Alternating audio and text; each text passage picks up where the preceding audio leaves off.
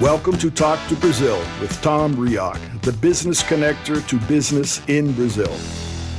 Talk to Brazil is a leading business podcast, talks with business experts throughout the world. I'm Tom Rioch, an American known as the King of Networking, connecting people from my studio in Brazil. Today's guest joining us from Lisbon, Portugal, is Tiago Faria. He's a business mentor and anti-marketer. He helps online entrepreneurs turn small audiences into high profits without complex marketing strategies. Tiago also spent almost 8 years as an international growth consultant at Google in Dublin. So Tiago, what is your anti-marketing method? Thank you, Tom. A true honor to be here. Thank you for the lovely introduction. So my anti-marketing approach is not that I'm an anti-marketer per se. I love marketing. It's my life, my hobby, my everything. I'm just anti what I was before I became what I am today. I'm anti the complex strategies people fall into in this area of going, to funnels, to ads, and very complicated and confusing strategies that keep us, a bit hunting down for shiny objects, trying to find a faster way to grow, etc. But I believe that is a trap that we fall into if we go into that area.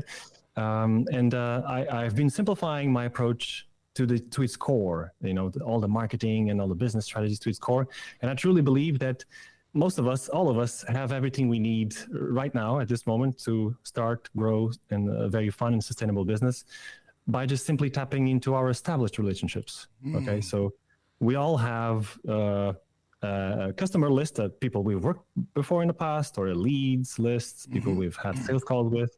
We all have our contacts like family, friends, colleagues, LinkedIn connections. Right. And we all have an audience of some sort, either a LinkedIn audience, Facebook, maybe even an email list of subscribers. And so we have these potential networking partners and potential clients around us that we most of us tend to forget about them and try to hunt always new audiences, new cold somebody audiences, else, right? Yeah, somebody else around us, and we forget to let's look at it more in a strategic way about who is surrounding us, right? Because maybe they're not going to be the people that give us exactly the money for our offers, for our programs or services, but they can also help us get the money in other ways. Right. I'm a very big proponent and fan of referrals, right? So leveraging referrals in a proactive way. Very inspired by Mr. J. Abraham. I'm going to show the book that inspired me for this specific approach. So it's getting everything you can out of all you've got by J. Abraham. So I focus a lot on this last sentence, all you've got, for this. It was the basis of my current approach.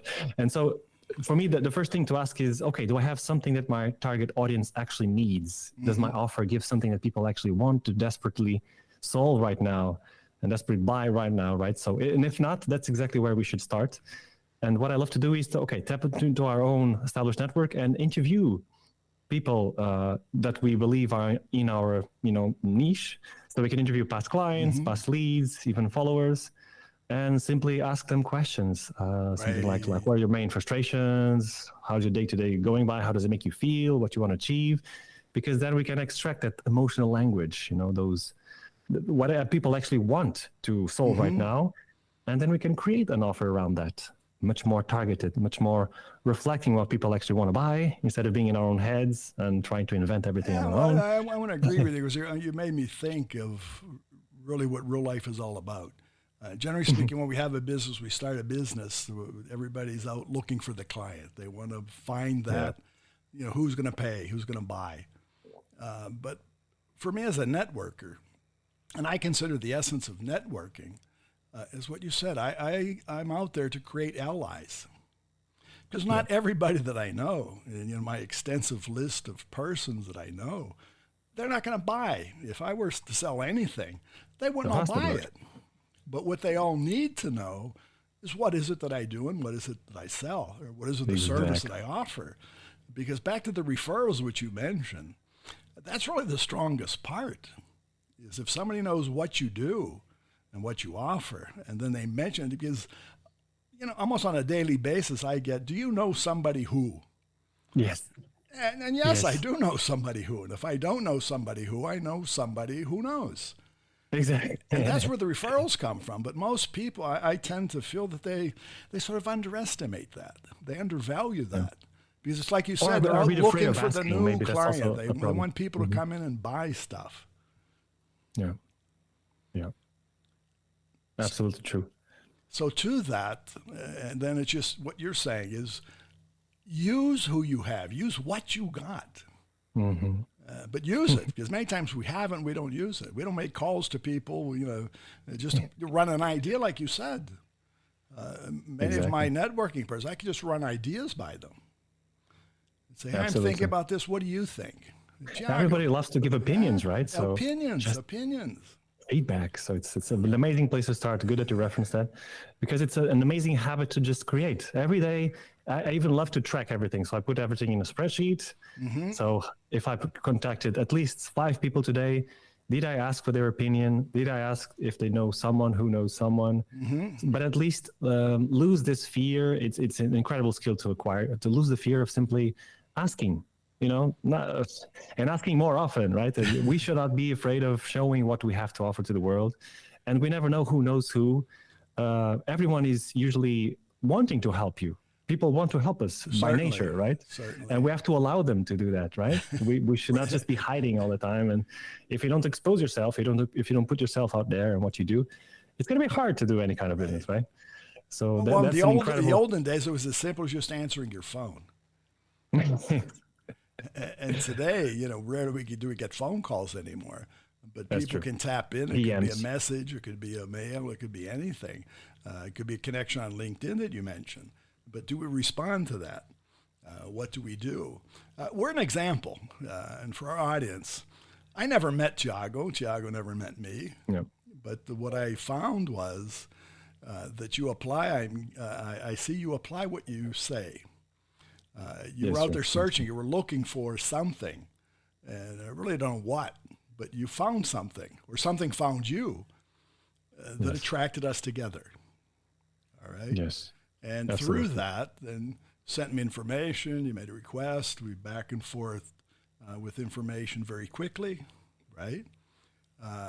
No big deal, no big hassle. And here we are in a podcast interview. Yes. And we're generating information for the world. Exactly. And it's to that point, and back to, say, your time at Google. Today, the people are searching. People want. And so what we do as business persons, we can't be passive. We need to be able to attract, because there's somebody out there looking. And I guess you found that at Google. People were looking, and that's what Google's all about. They're just trying to put people together. Absolutely. I found it very early. I actually started my path as a solopreneur through my blog. So creating content that answers questions that I know people are asking online on Google. So matching that, knowing what people actually want, creating something that they want, right? And that's goes to the point I mentioned before about creating something that people want to solve right now, the problems they're feeling right now, the objectives they have. And it's creating business is all a matter of doing that, like knowing what people want to buy and giving it to them, right? And then being very proactive about sharing it to the world, and publishing content on your blog, on social media, but also reaching out to your network again. Here we go, right? Telling everyone around you. You never know. It's so true. This, like, even the person you've talked to like years ago in your university, if you just mention it to that person, oh, that's true, I actually know someone that would like to do that specific goal, right? And if you're proactive about this, you can even leverage having your own referral program where you incentivize those people to send over potential clients, and you can give them a potential like a referral commission for that, right? And you'll find that many people won't even want that commission; they just want to help you out. But there are some people that value, having an extra income or whatever, and also add to that the fact that they're helping you out. So it's all these conjunctions of actions that if you do daily, consistently, it's inevitable that you will have results, for yourself, because you'll have a community of people helping you grow, right? It's different than trying to do everything on your own.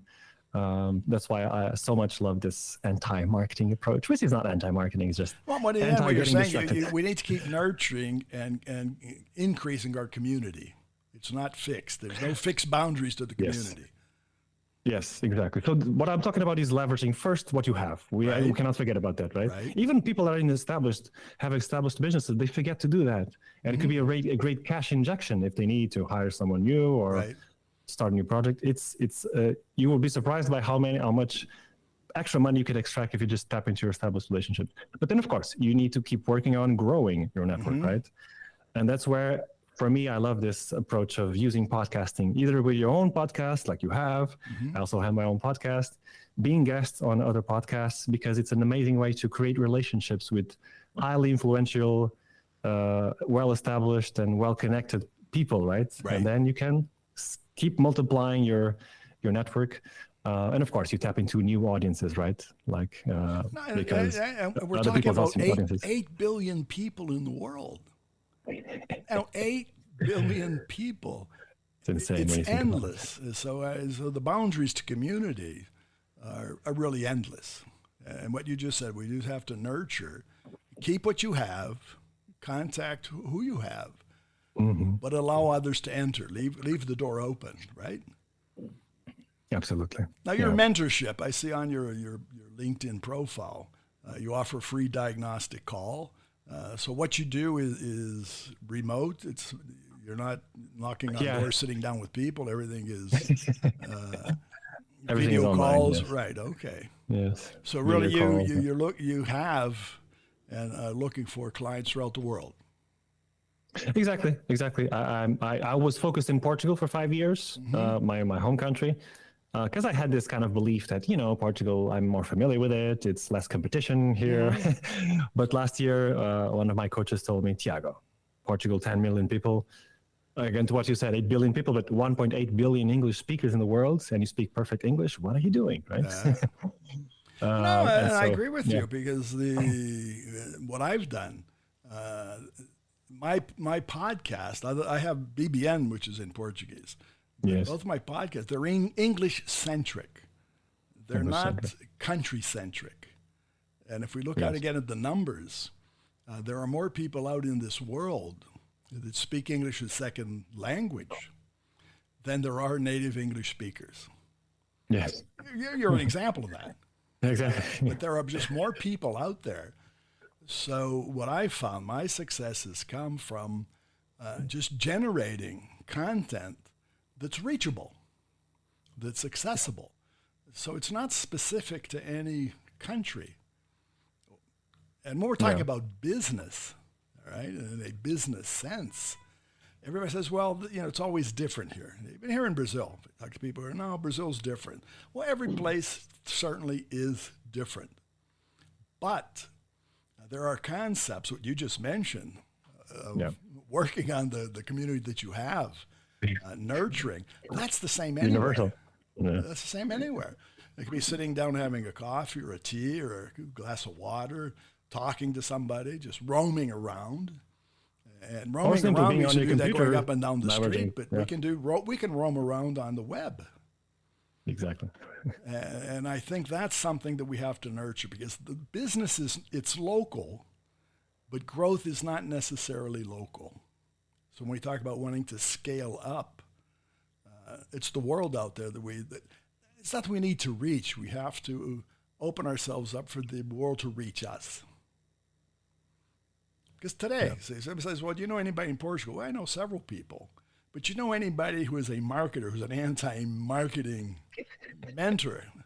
Well, yes, now I do. So who could I recommend? Tiago. And from a Brazilian standpoint, from a business standpoint, from Brazilians, you are in a unique location. You're in Portugal. The Brazilians, obviously, because they don't speak English, but they want to get out in the world, and that's one of the biggest challenges that many persons, not only in Brazil, but persons who don't speak the language, they need help. Yeah. They need help. They need the mentorship. They need to, how does it work? And I think that's where, like, again, your international growth consulting at Google, you probably learned a whole boatload of stuff there. Yeah, absolutely. It was 8 years of like an MBA in practice, right? Like interacting with some of the biggest corporations in the world, and I actually also worked with. So I was international growth consultant, consulting big corporations to export basically their business to other countries, Right. and to advertise on Google in different countries. And I actually worked with Brazil for like advising companies to go online to Brazil. And I remember that there's some nuances, like in terms of the payment methods. It's very, very specific in Brazil. Right. But yeah, as you say, the business at its core is the same everywhere. There are just some nuances you have to be more pay more attention to. But yeah, in the end, it's all the same. Well, in your 8 years there, you've already seen too how the business and Google has changed.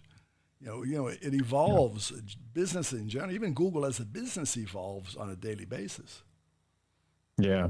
So it's like a month there corresponds to a year, because it's constantly changing, constantly trying to innovate, or seeing other competitors growing like crazy. And when I was there, Facebook ads were, growing insanely, and it was a very turmoiled environment. And yes, absolutely, you're absolutely right. It's very fast-paced. And I gained a lot of skill that I still to this day I use in my own business, especially the planning, planning the year, being very, very, very mathematical of how you plan your quarters, your goals, etc. Yes, I learned a ton. It was just that I got very fast tired of the corporate world, in the very fast paced corporate world, and I felt very limited there to only one specific product. I felt my creativity was a bit locked, and I felt quickly that I was psychologically unemployable. So I needed to start looking for my own path. No, but that's good. We need to change ourselves, even as business persons. Now I want to ask you another question, because on the information you sent me, you consider yourself a digital business mentor in the help industry. How do you define what is the help industry?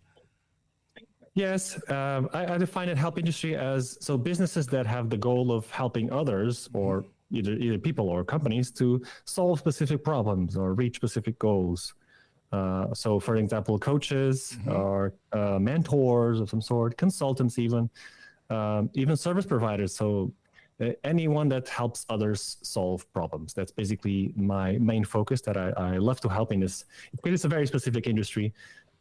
Which uses their own knowledge, right? Their own experience to help other people, and I focus mostly on those that have high ticket offers, because I do believe that this strategy that we talked about here, the anti-marketing, is much more efficient if you have high ticket offers, because the math just simply works, right? You don't need to have a ton of clients to reach your goals. Right. You could have just two to five clients, and you can reach fastly your monthly goals. But yeah, that's my specific niche, and I focus mostly on those that have been trying, different strategies to get clients consistently, like been trying to make reels on Instagram every day, and it kind of makes them feel uncomfortable, and they don't want to do that every day. Or they wasted money on ads that just keep eating their budget. Right. And that's the only way they know how to do it. So that's exactly when I come in with the anti-marketing approach. Okay, you don't need to do any of that. You can tap into your own world. You have everything you need in your own world. And if you don't have, you can leverage other people's audiences and start creating network through podcasting. Yeah, that's basically very basically, use what you have first. Very good. Well, Tiago, I want to thank you for sharing your time and expertise today. But how can our audience find you? Yeah, so they can send me an email, first of all, if you have any questions about what we discussed here today, at tiago@tiagofaria.pt. We can probably put the links below. Or like you mentioned, I have a free diagnostics call if you want to talk with me and check if you have everything you need in your world, or if not, what could you do to start leveraging your current network, at tiagofaria.pt/call. And I also have my website, of course. You gave me great tips about that I definitely need to localize it, translate it to English. It's still in Portuguese, but you can, if you speak only English, you can use Google Translate at this point while it's not fully translated. tiagofaria.pt.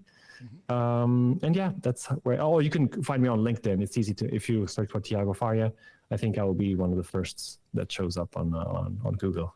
Very good. Well, thanks again for being here. Thanks so much, Tom. It was a true honor. Thank you. Okay, and our listeners again, find more about Tiago Faria, and it's Tiago, the last name Faria. Find him on LinkedIn and his site, which is tiagofaria.pt. tiagofaria.pt. Talk to Brazil is brought to us by Focus MI Market Intelligence, specializes in market research for the Brazilian agricultural market. More about Focus MI on their site, focusmi.com.